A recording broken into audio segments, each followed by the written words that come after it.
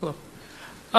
Your premise is that to bring capitalism, to bring a rebirth of capitalism into society, that the moral argument against altruism has to be made, because the current altruistic type of arguments that conservatives make, because of their underlying Christian ethic throughout the conservative movement, undercuts the defense of capitalism.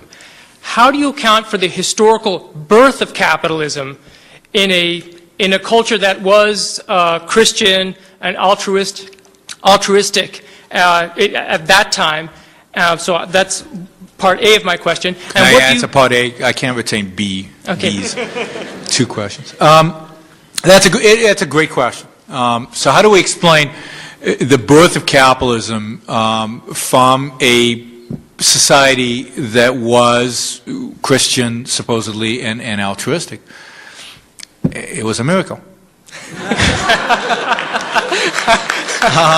So it's an accident of history. No, it is the fact that fundamentally, in a fundamental sense, they weren't Christian and they weren't altruists. While they still advocated for elements of Christianity and elements of altruism, they weren't fundamentally either Christian or altruistic. That is, the Founding Fathers and the whole intellectual environment of the Enlightenment, and the Founding Fathers came out of the Enlightenment, they did not come out of Christianity, was a secular society. It was a secular culture. It was called, what's the Enlightenment called? It's called the Age of Reason. Not the Age of Faith, the Age of Reason, to contrast it from what happened before, which was the Age of Faith, the Middle Ages. So it was the Age of Reason. It was of enormous respect for reason and for the individual, and for individual happiness, success, and success. So implicit, not explicit, but implicit, it was a self-interested, egoistic morality that drove the Founding Fathers. And you can see that in the Declaration of Independence. You have a right to your own life, your own liberty, your own property, and in the most selfish political statement in the history of mankind, your own pursuit of happiness. Not the happiness of society, not the happiness of your group, not the happiness of your religion, your personal happiness. So that does not come out of an altruistic perspective on life or on society. That requires implicitly a rational, egoistic perspective. So they had reason.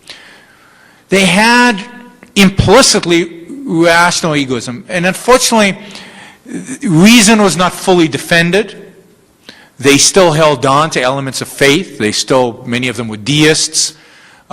Some of them, some Founding Fathers, well, not Christians, but most of them were deists. But there were still elements of faith.